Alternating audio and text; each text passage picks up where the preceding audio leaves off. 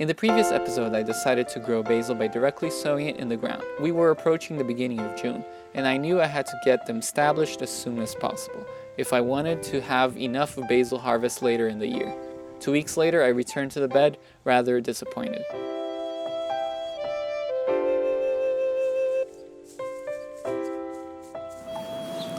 The basil I sowed here seems to be a no-show.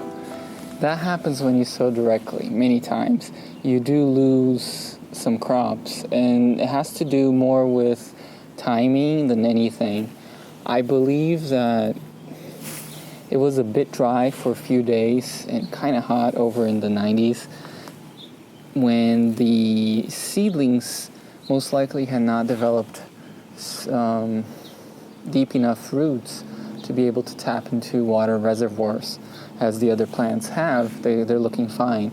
So it was probably a struggle for them to be able to emerge out of the mulch and at the same time have deep enough roots to ensure enough water through the drier spells. It was only a few days, but it was enough to make a difference. I didn't water at that time, so they failed. There's one last thing I can try, and it's my trusty old plate germination method. I think there's enough days in the season still to produce basil, and basil is usually, once it gets established, it's very trouble-free. I've had basil grow from cracks near the pathway and grow huge plants without me actually planting it, just from seed that was dropped. So when it wants to grow, it grows wildly. It's just a temperamental thing. When it doesn't want to grow, it doesn't want to grow. That's how plants sometimes are. And in my years of gardening experience, I've noticed that the reason why plants sometimes don't thrive is due to some element causing them stress. They cannot develop unless a suitable environment provides them all the things they need. When something is lacking or is in excess, they stunt, dry, flop, or fail. Trying to coax a plant back to health becomes more difficult than starting all over again. However, when all conditions are met, there is no stopping them. So I resorted back to my trusted plate germination method for basil. I got a lidded container and put a plate in it with a piece of tissue paper to absorb water.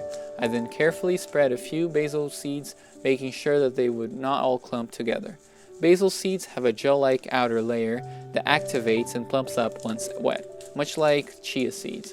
This helps the seed hold on to water and increases the chance of survival after germination.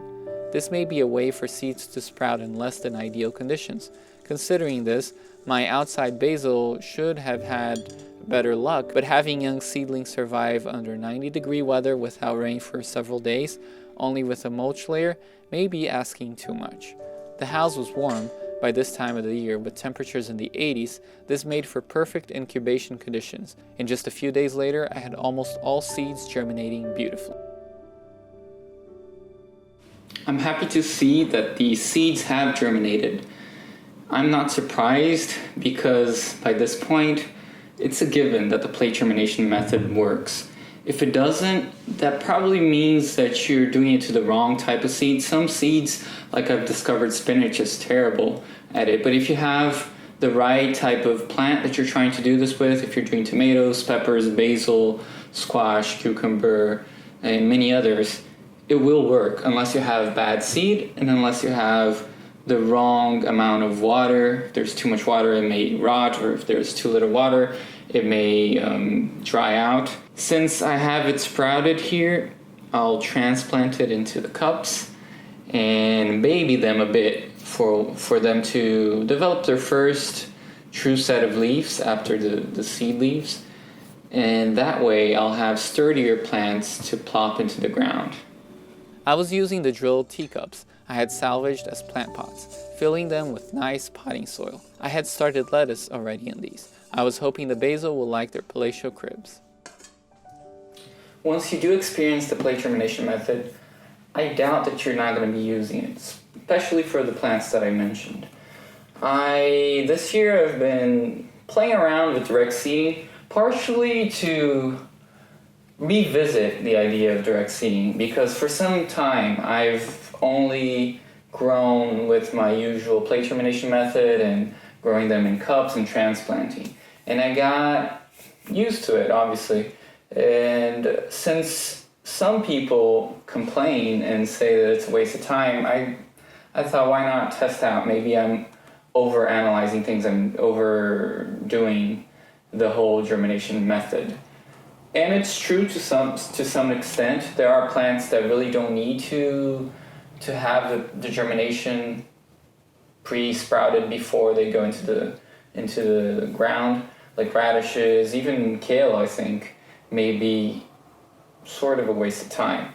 For other plants, more and more I see that, yes, putting them in the plate, germinating them, then putting them in the cup, and then transplanting them, if you do that, you're going to have the healthiest, fastest growing plants and have earlier harvests too.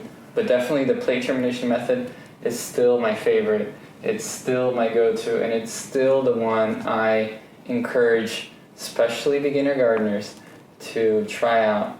Because many people have tried to garden and they failed at the seedling stage. And by using this method, you might just have that controlled environment that you see things happening in a pace that encourages you to continue. So if you haven't tried it, try it out. If it doesn't work for you, that's fine. You don't have to. If you are an excellent master gardener at just throwing seed and having them grow into beautiful, splendid plants, continue on, there is no reason to change that. That's easiest. And I personally would love to see a garden that's just volunteer plants that I don't even have to plant. They just self-seed and plant. But that's a bit of a utopia. I know that's not going to be probably feasible. So I use the methods according to my needs, and for certain plants, I'll continue doing this. And for basil, I've noticed that it's worth it. I'll be back right after this commercial. If you're loving the video and would like to help me produce more, you can purchase an original painting from my Etsy shop or support me through Patreon. Your direct support is the reason why I have been able to produce 2 episodes a week during the spring, so thank you. The trickiest part of using the plate germination method is transferring the individual seeds from the plate to the separate cups. Since I am an artist, I don't think twice about embarking on meticulous tasks that require a gentle touch and good hand-eye coordination. I know that this may not be the case for some, and it could even be substantially challenging for others. If you struggle with it, there is nothing wrong with just broadcasting your seeds on soil. People do ask me what is the type of tool I'm using when I'm doing this process. And it's not a specific tool, obviously, for getting seedlings. It's something that I found to be useful. In previous years, I used actually a sculpting tool that has a little bit of a spoon or a little, almost like a lance edge or point to it, where I can easily get to the seeds. Obviously, you could use tweezers if you're careful not to squeeze the root. You don't want to damage that. So you can use tweezers, and that probably gives you more control. This case, I'm using, this is a tool I found in a flea market. Actually, I got a set of tools, and they seem to be surgeon tools for surgeries, probably from the turn of the last century, I would suspect, or around 20s, 30s, who knows. But they're awesome tools, and I actually bought them thinking of using them for pottery someday. They have several different heads to them, and this one intrigued me the most. It's like a very tiny spoon, so I'm seeing if this works well, and it appears to be working well, at least for basil, which is very small. So just be creative and see what you have around you. You could use a small paring knife or even perhaps a toothpick that might have a little bit of a grip. Whatever you think works best is what's nice to do. Just because I'm using this doesn't mean you have to. Also, do remember to use a paper napkin or tissue paper that breaks down a bit as it is wet. This will make removing seeds easier, lessening the chances of shock and damage. I ended up using a rather chunky potty soil that I had laying around, but to be honest, it was too rough for seedlings. Using something that is peat, coconut coir, or vermiculite based with a finer grain is great. Spring arrives without